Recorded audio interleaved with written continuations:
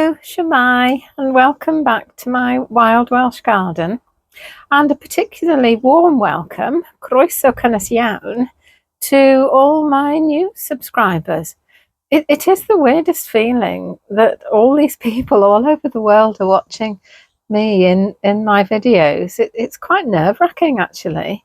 But I guess I'm just going to carry on doing what I'm doing, which is making these videos of pottering around my garden and sort of looking at the wildlife that's here, and also sharing what I'm doing to try and attract more wildlife into the garden. And if you'd like to join me on my journey, then you're very welcome. I'd love to have your company. And if you'd like to wild your garden as well and make your garden more attractive for wildlife to live in, then that, of course, would be even better. I'd like to share a special moment with you, actually, because I'm sitting outside my summer house now. I'm sitting on the grass in the sunshine. It's really very pleasant. But listening to a cuckoo.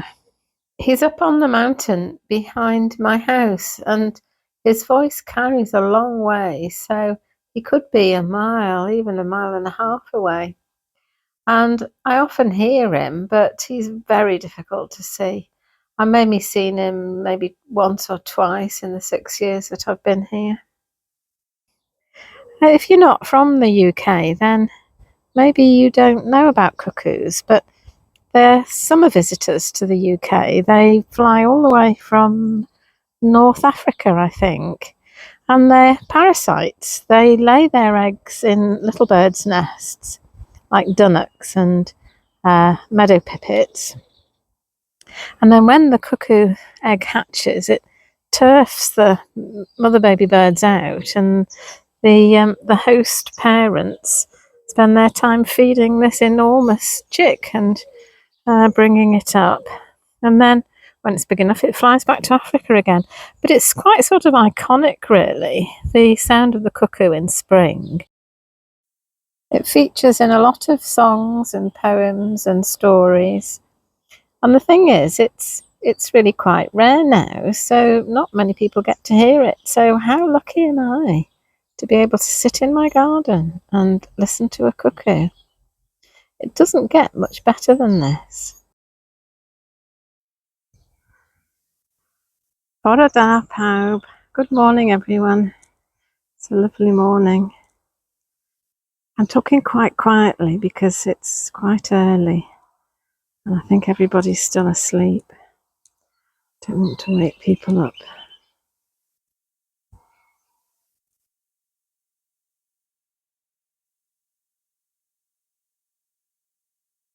That's where I was sitting last night, listening to the cuckoo. I've heard it again, him again. I think it's just the male that calls. Heard him again this morning.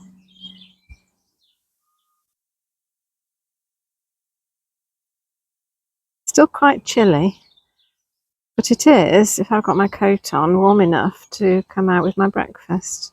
I did yesterday, first time this year, had breakfast in the garden. So we'll just go up the garden, say hi to Peter and Paul, my little spaced out gnomes, and Ivy the wood sprite, the garden guardian, just sitting there keeping watch. And this is what I call the breakfast room, and you can see it gets the sun first thing in the morning. So I'm just going to go and make some coffee and a piece of toast and come and sit out here. The bees are busy already on this geranium here.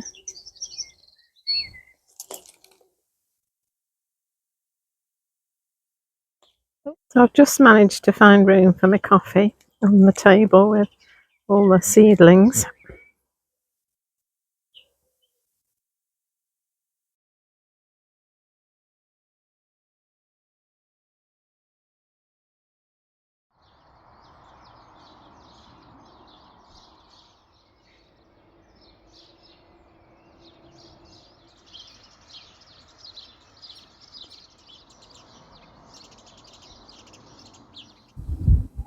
This is something that I put up each year. It's sheep's wool that I've collected up on the mountain. And this is left over from last year actually, which is a good thing because it's been so wet I've not been able to get up on the mountain to collect anything. And it's just pushed into an old fat ball feeder and hung up, and then the sparrows come and take it away and line their nests with it.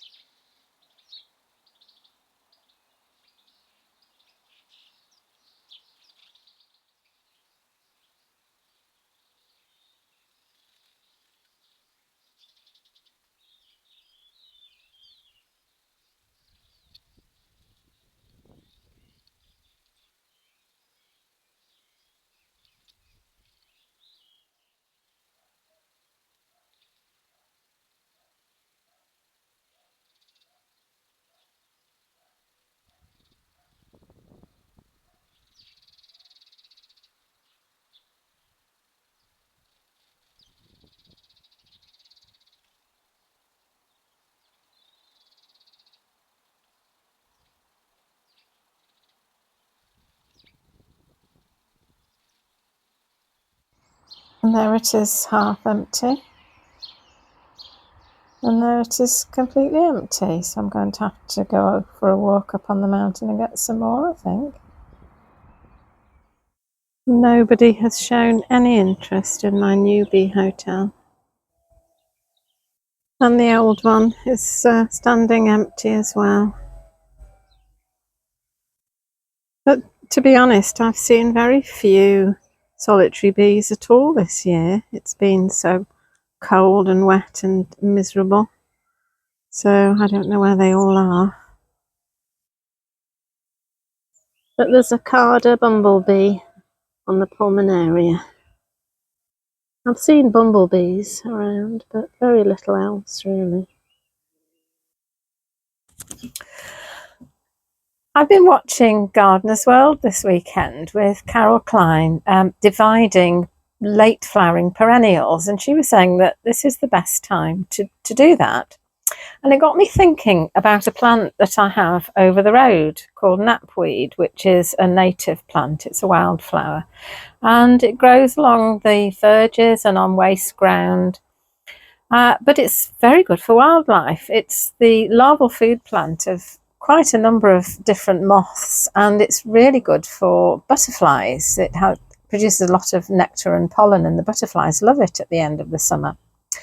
Well, I collected some seeds and sowed them last year, and they have germinated, but the little plants are really tiny at the moment. So I was thinking that I might follow Carol Klein's advice and try dividing one of the plants, that's one of the clumps that's over the road.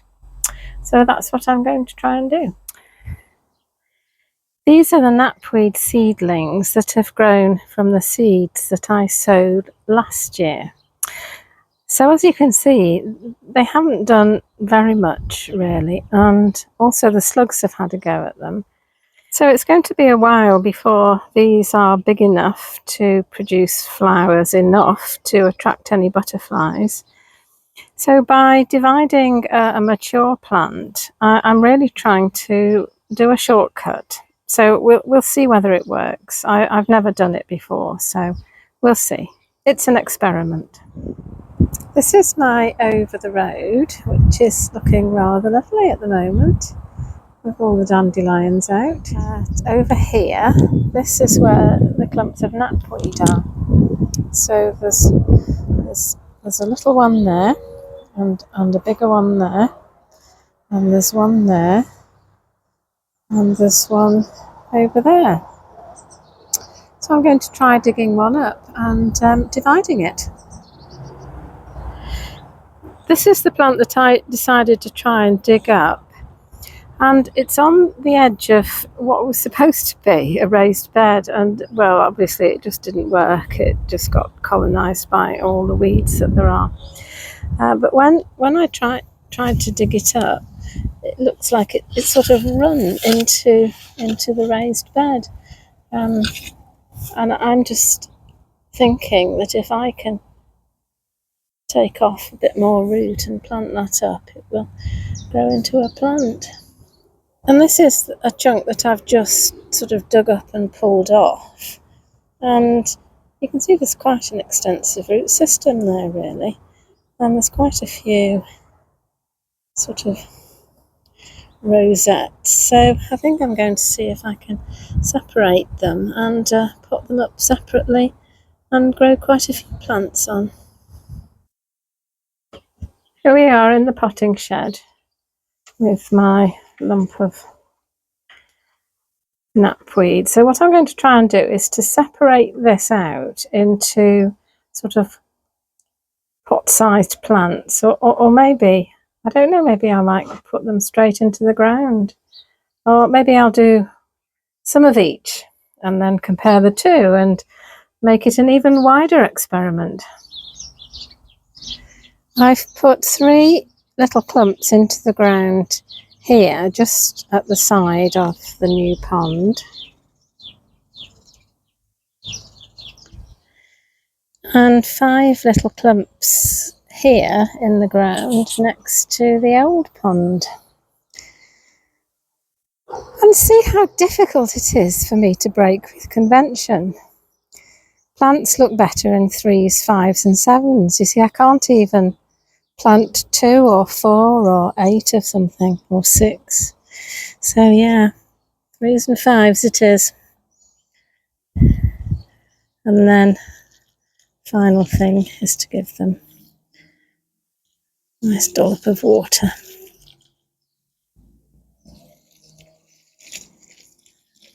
I just nipped over the other side just to show it over there. And I know there's a space there to put those in because there was a hardy fuchsia there, which I would prefer something for wildlife. But while I was here, I did notice, I don't know whether you can see on the surface of the water, there's Pondskaters zooming around.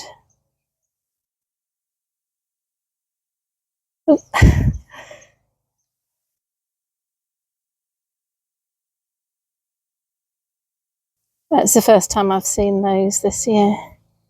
And they sort of run on the surface of the water. They're very, very light and have very long legs, and the, what's it called? The surface tension, yes, is strong enough that they can actually walk on the surface of the water, which is kind of cool. And there's the marsh marigold in flower.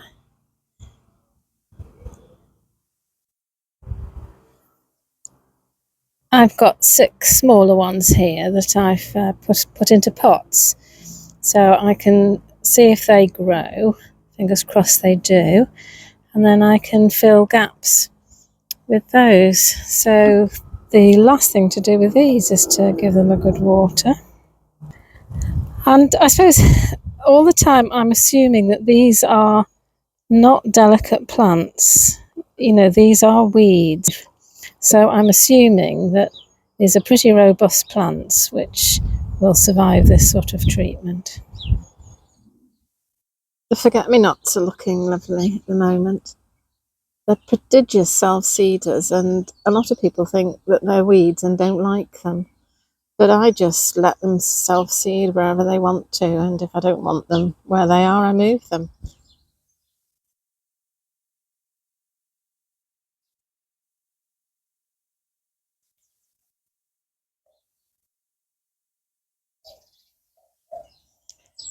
I've even got them growing in the concrete by my back door. The lawn is looking really quite pretty at the moment with the daisies and the dandelions. So I decided this afternoon, because it was a little bit sunny, that I would do my first pollinator monitoring scheme fit count of the year. Now this is where you, using a metre square, you choose a patch of flowers that insects visit, preferably one of their target flowers, and you count how many pollinators visit the flowers within a 10-minute time period. Now, dandelions are one of the target flowers for this time of year, and I do have these little patches here. So I got my metre square out and did the fit count, and I counted 3 honeybees that visited the dandelions in my metre square in 10 minutes. That's all. There were other insects around. There are bumblebees around, but they didn't come to the dandelions at all. And there was a wasp and a few flies, but they didn't come to the dandelions in my metre square. So just 3 honeybees, and apparently the average number of insects at this time of year during April is 4. So quite reasonable, really. So a good start to the year, I think. So that's kind of it for this week. Thanks for watching the video. Hope you'll come again in the future, and I'll see you next time. Bye. Hwyl fawr.